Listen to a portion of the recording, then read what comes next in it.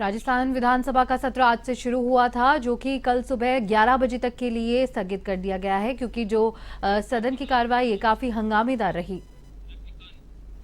और आपको सीधा लिए चलते हैं राजस्थान विधानसभा ही, जहां पर विधायक रफीक खान मीडिया से रूबरू हो रहे हैं। और पहले दिन की शुरुआत अनकॉन्स्टिट्यूशनल।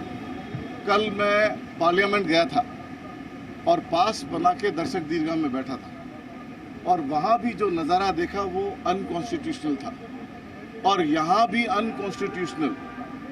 न ऐसा कोई प्रेसिडेंस। और जब इनके पार्लियामेंट मंत्री, संसदीय कार्य मंत्री नियम पढ़ने लगे तो पढ़ते पढ़ते उन्हें भी रियलाइज हो गया कि मेरे से चूक हो गई, गलती हो गई।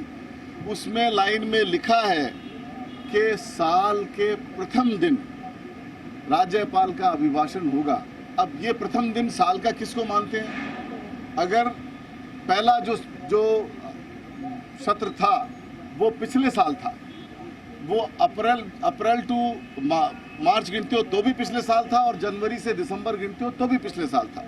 तो मैं ये कह सकता हूँ कि सत्र की शुरुआत असंवैधानिक तरीके से और कॉन्स्टिट्यूशन को नहीं फॉलो करते की गई। दो बातें मानी जाती है कि ऐसा कभी प्रेसिडेंस में कभी हुआ हो, ऐसा कोई एग्जाम्पल रहा हो, प्रेसिडेंस रहा हो। न तो ऐसा कोई प्रेसिडेंस है और न ऐसा कोई एग्जाम्पल है।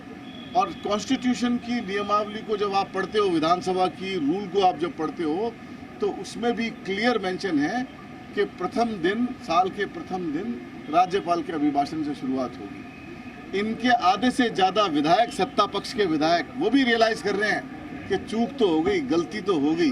तो मैं ये कह सकता हूँ कि कॉन्स्टिट्यूशन की अवमानना और संविधान की हमेशा से ये पालना नहीं कर रहे हैं। और आज इन्होंने पहले सत्र के पहले दिन ये बात बता दी कि हम कॉन्स्टिट्यूशन को नहीं मान रहे, संविधान को नहीं मान रहे।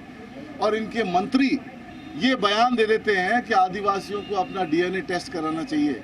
मैं ये कह सकता हूँ कि आदिवासी भारत का अंग है, और हमारा अभिन्न अंग के बारे में अगर ऐसी टिप्पणी कोई करता है तो उसको मंत्री पद पे रहने का कोई अधिकार नहीं है, और उनको तुरंत प्रभाव से अपने पद से इस्तीफा देना चाहिए।